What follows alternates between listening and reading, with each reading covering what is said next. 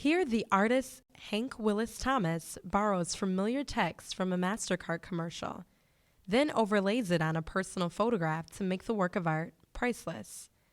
The result is an intentionally vague image that can be interpreted many ways. Together, the students try to understand what is going on in this work of art.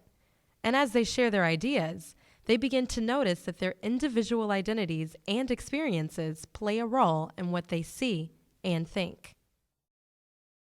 When you look at the picture, it says pick and perfect casket for your son, and you can see that his grandparents are there, and the mom, I believe, that's sitting down, she looks young, so obviously the son must have been a young man, not someone that's over his 20s. So there's just questions what happened. She said, was he in a gang, or was this recruited by police and stuff like that? You don't know how this person was killed. Suicide, gangs, police, that's another question that arises when you see this is what happened, and obviously it's a funeral, because there's caskets and funerals, and he died by a gun, but you don't know how. So I definitely think your experiences and your own personal life, the viewer, as what I mean by you, is how you see the way that this person passed away. But the fact is, I'm not going to experience the same hardships as other people who have different facets of their identity that is being prosecuted on a more groundbreaking level. And, for instance, just the piece Priceless that you just referenced, I like to think, I just thought of Mike Brown's case, and I'd like to think that if I died in a situation similar, my body would be cleaned up off the streets, and if people did come to protest at my funeral, they would not be met with riot gear, but rather support and protection. And it's so humbling and really upsetting to think that there's so much more out there that people feel. Oh my gosh, I'm sorry. No, it's okay. I hear you. It's hard. Yeah, it's so wrong. It's so disgusting, and it hasn't changed. It's baffling.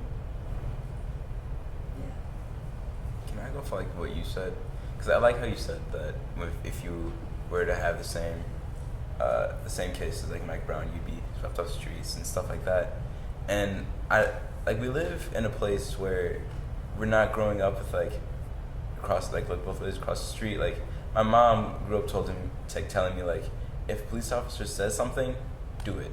You don't want to become another statistic. Like that. We live in a place where African Americans have been so viewed as something that we have been fulfilling the stereotypes. We live in a place where people get shot for Jordans, shoes, and that's crazy. We live in a place where the first instinct of teenagers is to pull out their phones and record a fight instead of trying to break it up, It's kind of just why, because we have all the potential to create world peace, because we are the new generation, we can do basically anything we put our minds to. We can create these new technologies, can make new bridges, bridging the gap between different races and cultures instead of, trying to create more violence, instead of perpetuating more stereotypes that we're already part of.